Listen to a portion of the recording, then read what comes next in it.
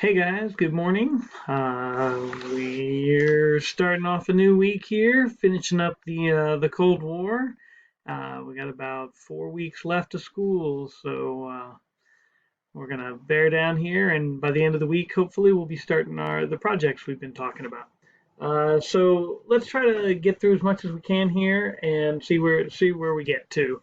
Um, at the end of last week, I believe we ended on this slide here, and I was rushing through the end of the Vietnam War.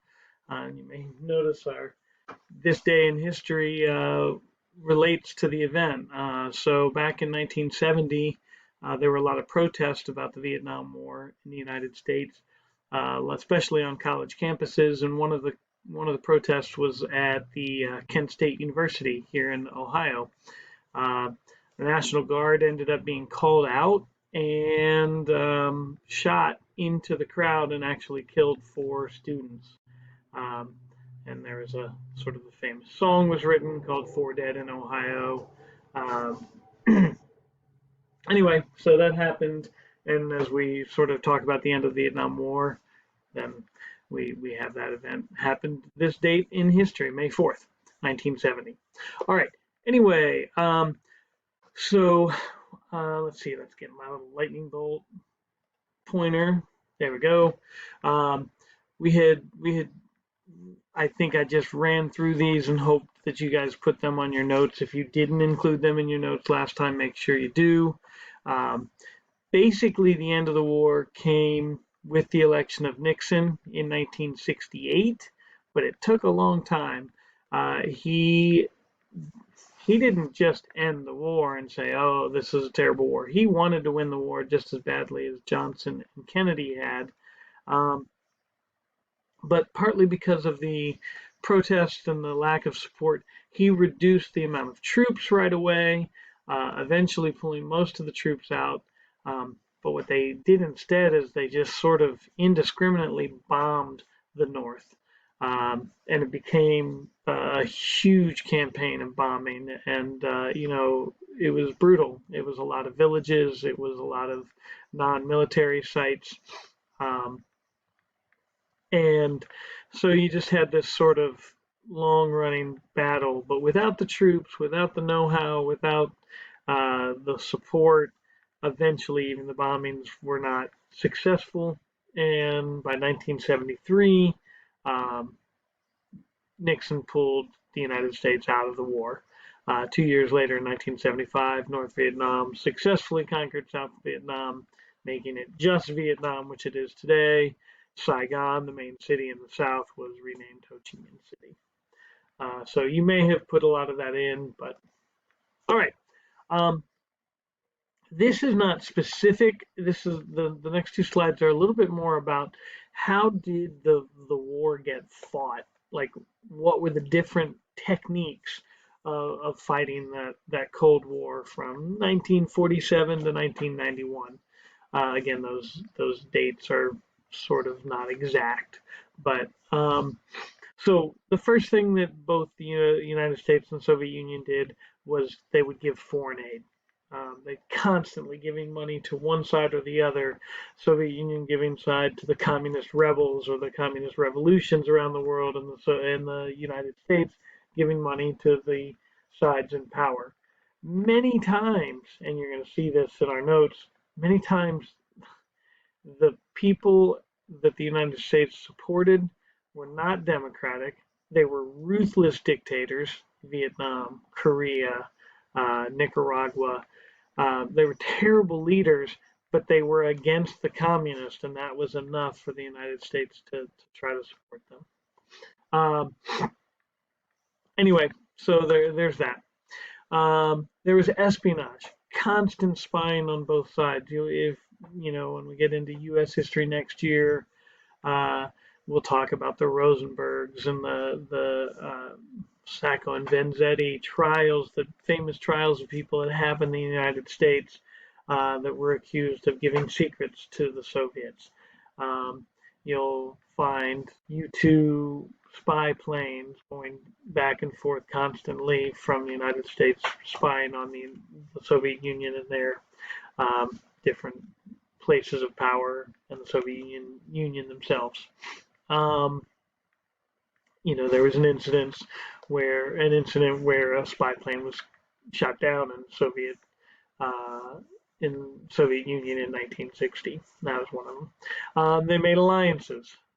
So in late 1940s, NATO was created, North Atlantic Treaty Organization, and there was a lot of Western European countries and Canada and the United States, sort of an anti-communist group.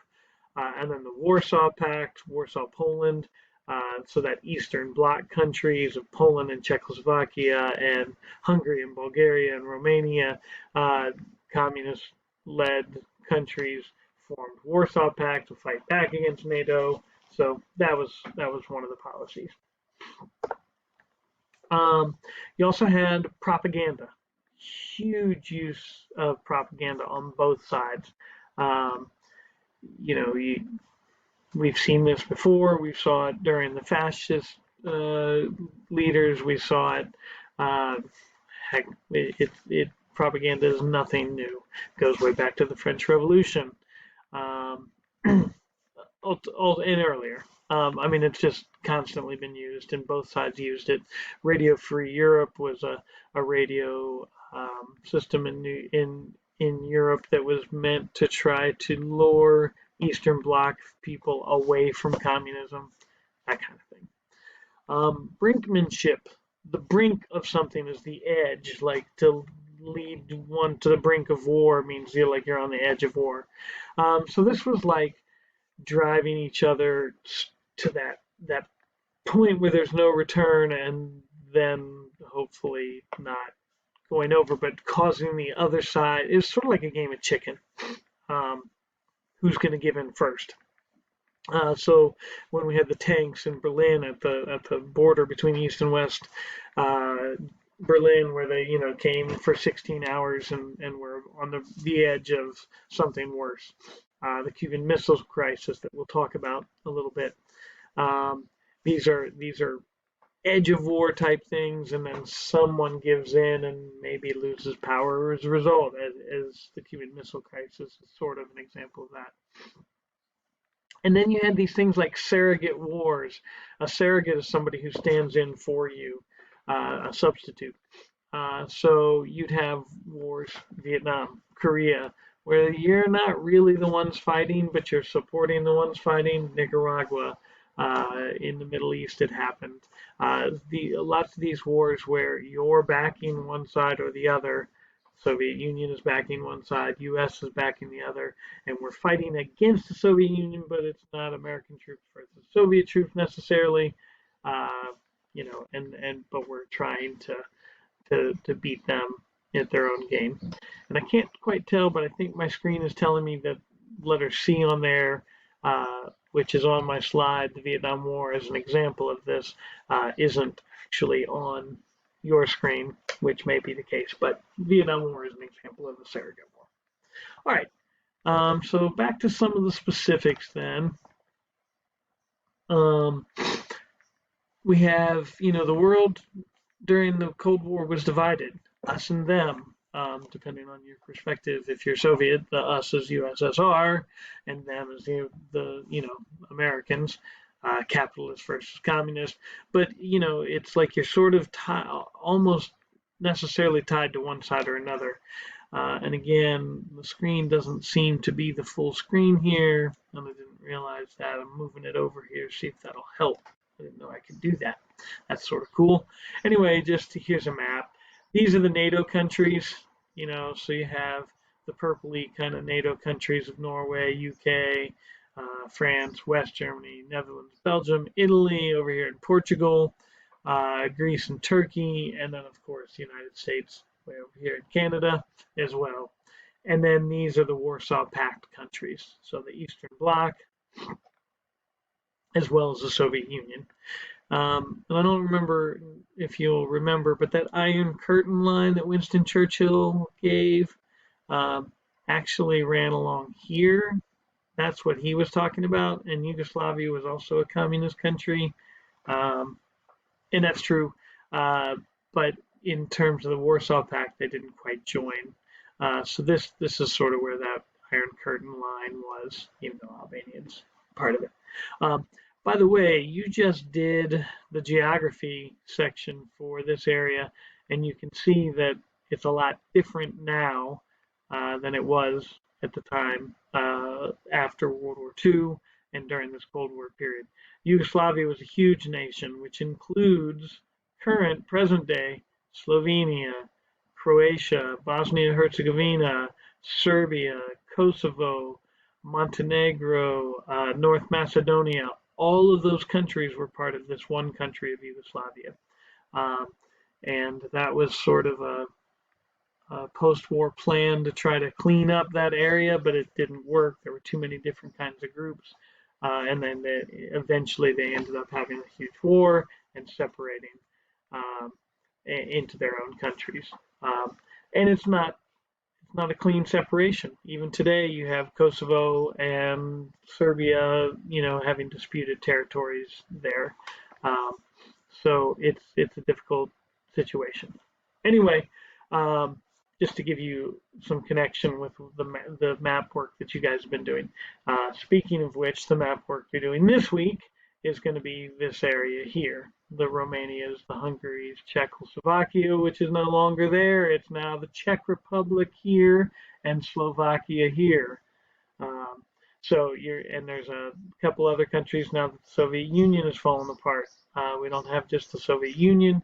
You have Ukraine and Belarus. And as you're looking at the IXLs and you're trying to remember Belarus, well, Belarusia it's for like Russia. And this is the area that Russia is up here, and then Belarus right as a border. So maybe that'll help you remember that Belarus is right next to Russia. Okay. Moving on, let me move my screen back over. All right, we'll continue. All right. Other areas right off of the coast of Florida in the Caribbean, you have a huge issue of Cuba.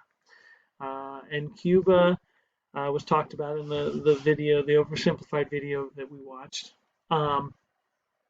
It had been run by a dictator, an awful dictator, for many, many years leading up to 1959.